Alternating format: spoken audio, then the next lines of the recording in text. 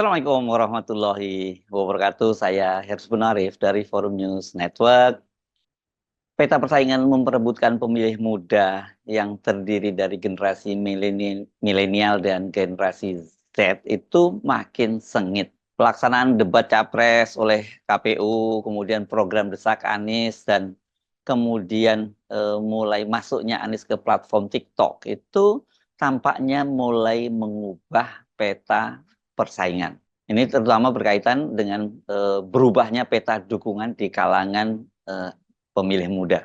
Mesin pemantau percakapan di media sosial Drone Emprit mengkonfirmasi program desak Anies mulai menggusur branding gemoy Prabowo. Padahal selama ini dengan kampanye yang masif dan gelontoran anggaran yang jumbo, branding gemoy yang isinya cuma joget-joget itu berhasil melambungkan nama Prabowo di media sosial. Nah, dengan masuknya kemudian munculnya program desak Anies yang kuat di narasi dan substansi, secara perlahan tapi pasti ternyata berhasil menyalip branding gemoy yang hanya mengandalkan sensasi. Kalau kita amati pergerakan di media sosial, desak Anies ini tampaknya telah menjadi semacam game changer, mengubah peta permainan di kalangan pemilih muda.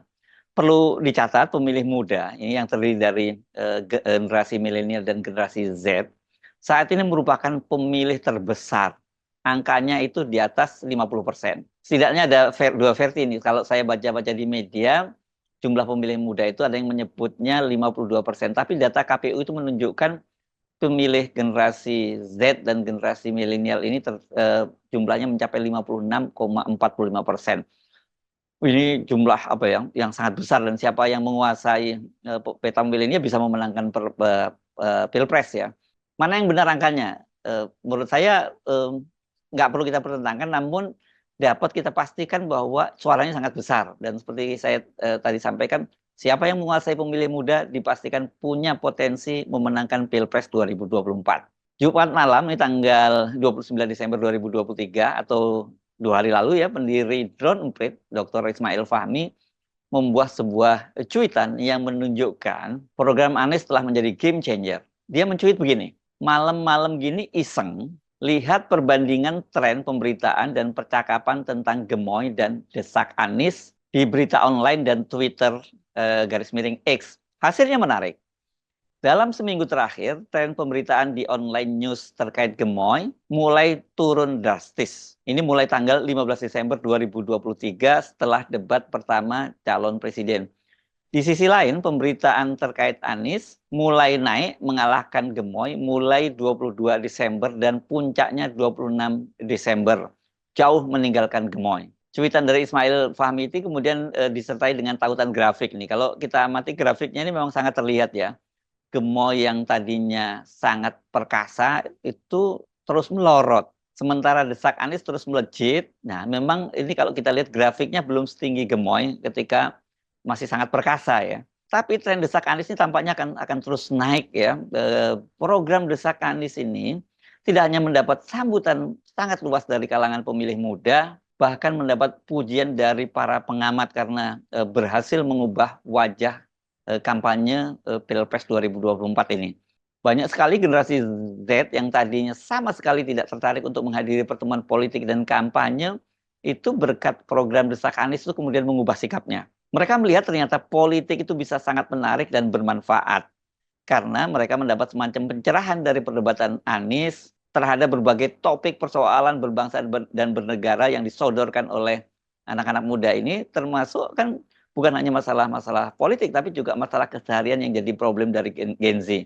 Jadi desak Anies ini memang tidak seperti format kampanye yang selama ini hanya berisi pengerahan massa, pemberian uang saku dan nasi bungkus, joget-joget dan lempar-lempar hadiah. Ini yang saya kira ini jadi semacam ritual 5 tahunan sekali yang kita saksikan ya setiap kali ada pemilihan umum maupun pemilihan presiden. Desak Anies juga sekaligus menghapus stigma bahwa generasi terutama generasi muda, terutama generasi Z itu malas mikir, yang serius-serius dan maunya happy-happy saja.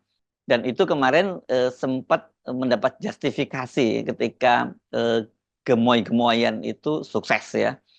Mereka ternyata ini rela berdesak-desakan, berpanas-panasan untuk hadir dalam sebuah forum yang mereka sebut itu mendengarkan orang yang menjawab pertanyaan. itu itu istilah mereka ya kan. Bahkan ada yang menyimpulkan berkat program Desak Anies, kelas demokrasi Indonesia itu langsung naik. Apa sih sebenarnya gagasan tentang Desak Anies itu sehingga menjadi menarik ya? Coba kita simak ini salah satu percakapan Anies dengan generasi muda ini di Kalimantan Selatan kalau tidak salah saya. Ini juga dalam program Desak Anies.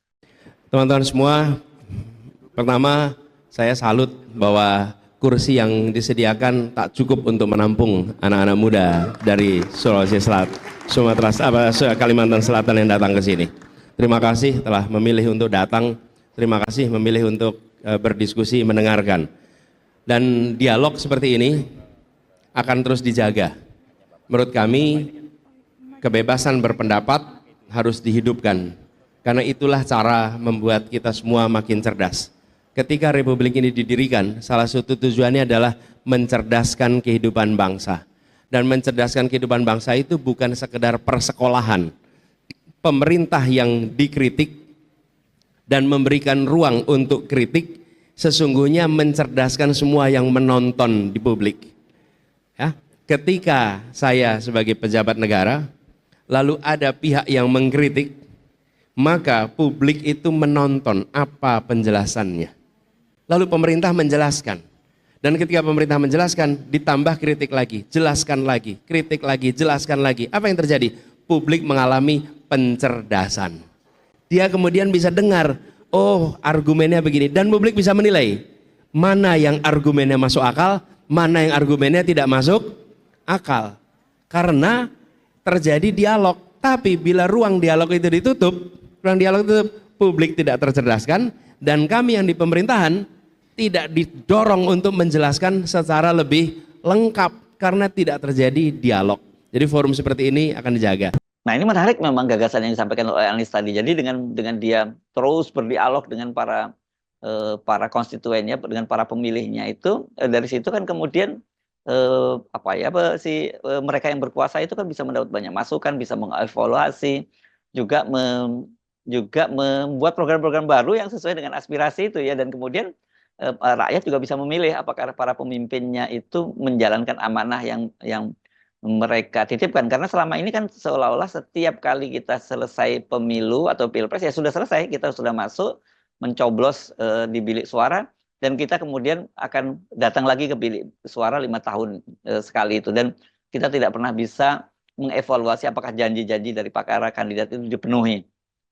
Saya sendiri sejak muncul berbagai blunder dari tim paslon 2, apalagi kemudian muncul blunder dari kandidat, baik calon presiden maupun cawapresnya, sangat meyakini sebagai branding, Gemoy itu sudah mengalami brand damage, kerusakan merek. Kalau blunder yang di luar para pendukung itu kan, kalau dari kandidatnya ini ada 2 ya, blunder asam sulfat dari Gibran, dan kemudian emosi Prabowo yang muncul dalam debat capres. Ini jadi 2 isu ini juga menghancurkan dua kampanye sekaligus ya.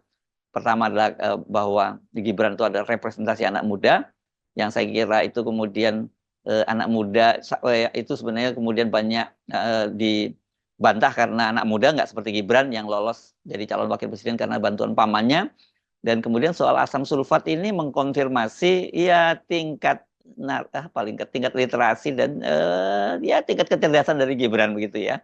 Sementara setelah debat perdana capres, branding Gemoy itu langsung hancur karena berubah menjadi Gemosian, alias ini apa ya, singkatan dari akronim dari kata Gemoy, tapi ternyata kok emosian. Ini nggak nyambung itu antara brand yang sedang dibangun dengan produknya. Sejak awal saya kan juga sudah mengingatkan bahwa Gemoy itu nggak sesuai dengan citra dari Prabowo, dan itu terkesan dipaksakan, dan kalau dipaksakan dia bisa jadi blunder. Kendati pada awalnya branding Gemoy itu cukup berhasil karena citra itu tidak mewakili citra orisinil dari Pak Prabowo, jadinya ya ini menjadi semacam gelembung saja.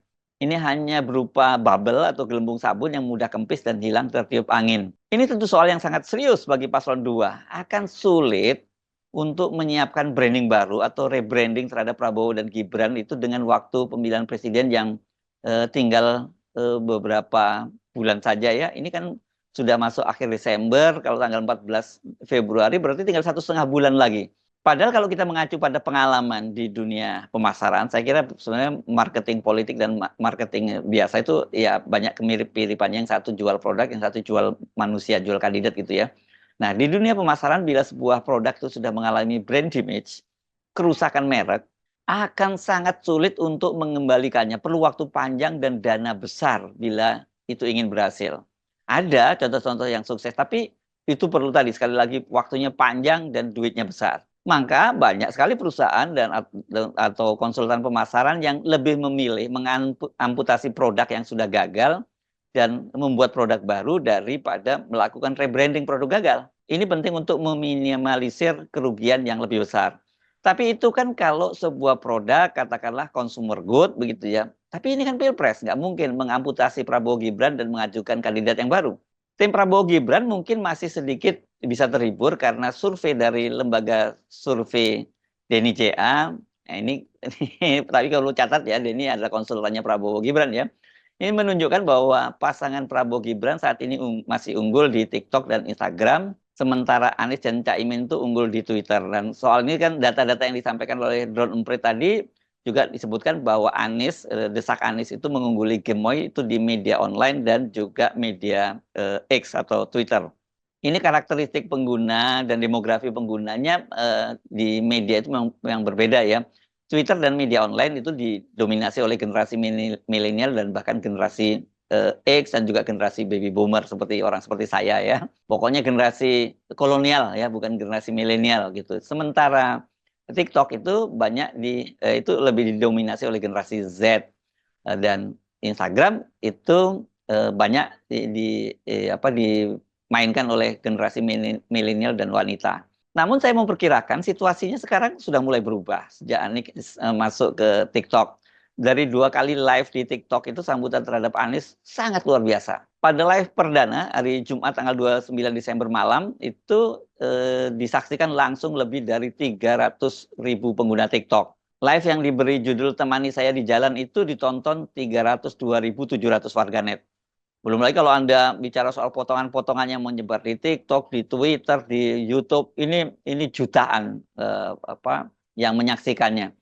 Di Twitter muncul akun baru bernama @anisbubble. Ini yang menginfokan berbagai aktivitas Anies dan dalam hitungan jam followernya sudah mencapai puluhan ribu. Akun ini dibuat oleh fans K-pop yang mendedikasikannya kepada Anies. Pada live kedua hari Sabtu 30 Desember, jumlah yang menyaksikan meningkat menjadi 402.000. Anies saat itu berada di kereta api dan ditemani oleh istrinya Ferry Farhati. Gaya Anies berkomunikasi di TikTok ini rupanya sangat disukai oleh generasi Z.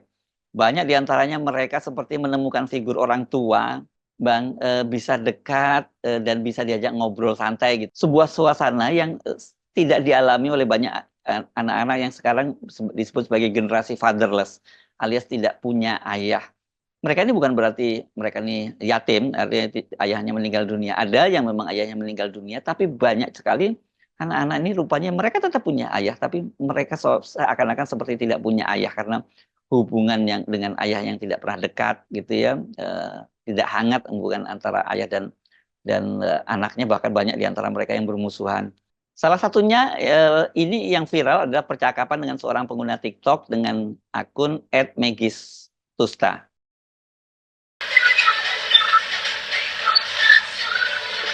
Pak, I don't have a father, and I look at you as a father figure.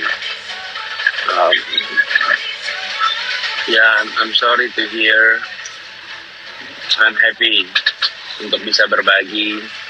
Dan bila ada yang bisa saya kerjain, seperti ngobrol di sini, let me know.